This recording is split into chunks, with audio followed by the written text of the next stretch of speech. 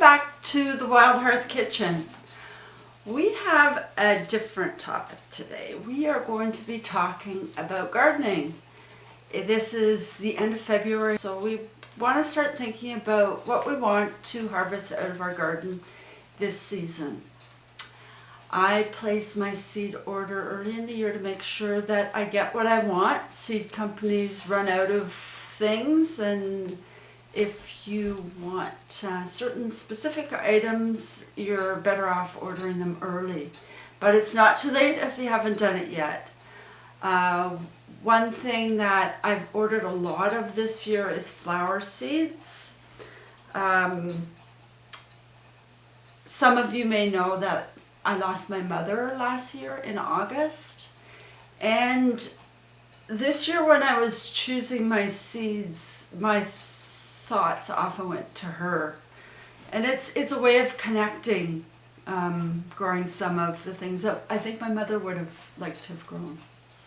And as I was doing that, I couldn't help but think about her. And I think possibly she grew a lot of flowers to connect to her mother. It's kind of odd that I didn't recognize it at the time, but now as I'm doing it, I can see there was probably some of that going on, consciously or subconsciously. So what I'm going to do is I'm going to share with you the whole life cycle of this package of geranium seed. So geraniums, it says on the back of here, it says to start 12 weeks before the last frost. Cover these lightly with soil, provide constant warmth between 70 and 75 degrees. And it says bottom heat is essential. And that they have to be, we have to provide total darkness for germination to occur. So I have a great tip for you off-gridders, and that is if you don't use your propane oven, and I never do, it's a great place to germinate seeds. I germinate all my tomatoes, anything that requires warmth and total darkness. Propane oven, as long as you make sure nobody turns it on, it will do a really good job. So we're going to follow this packet of seeds through its whole life. We're going to sow them today. We're going to watch them germinate. We're going to transplant them. We're going to bring them outside when the time is right, and we're going to watch them flower.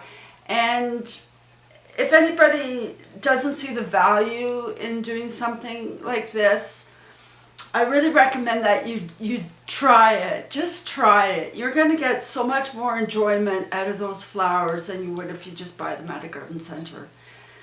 So this packet of geranium seeds I ordered from Vessi Seeds, which is in the Maritimes in Canada. I order from different places, but I do like certain products from Vessi's. And I really encourage you to order a catalog, flip through it, find something that just draws you. Read the short description, see if it makes sense in your area, and choose a color that resonates with you and order the seeds. I just buy a seed starting mix from the local hardware store. Why do I do that? Is it a waste of money? Maybe it is. I just think if you spend the money on the seeds, give them the best start possible. This is a nice fine mix. I know it's going to have the right pH balance. I don't have to worry about weed seeds or anything like that getting in the way. To me it makes some sort of sense, I guess. Try something different. Try something that you've never even seen before. How exciting is that?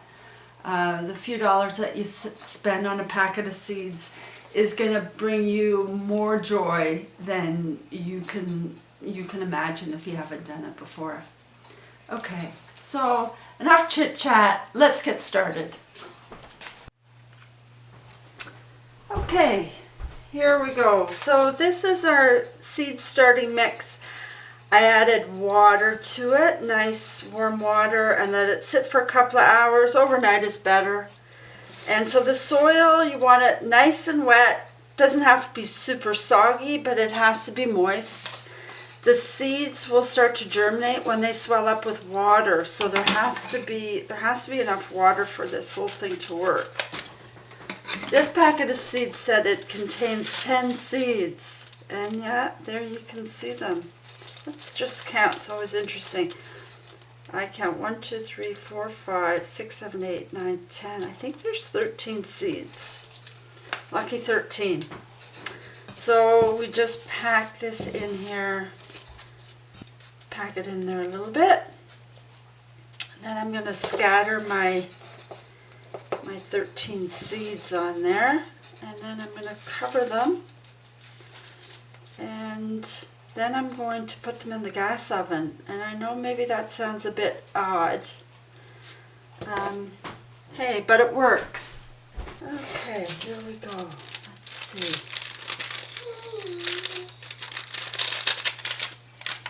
Okay. 1, 2, 3, 4, 5, 6, 7, 8, 9, 10,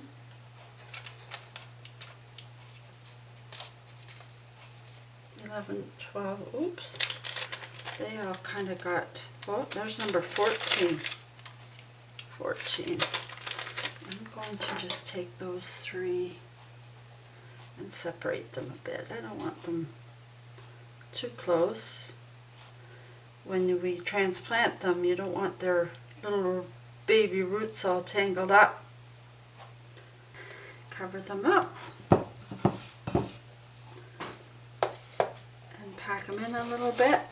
You want to have good contact with the soil, and that doesn't mean that you're packing it, but they want to be touching the soil, and then they're going to swell up.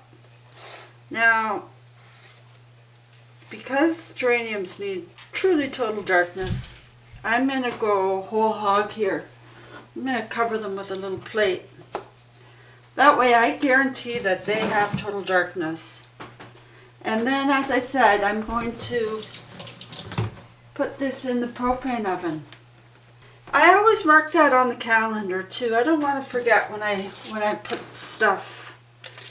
When I put stuff in the ground, I want to be able to track what's happening. So I'm going to hang on to this little packet, and I'm going to mark on the calendar that February 26, 2023, the geranium seeds went in the ground.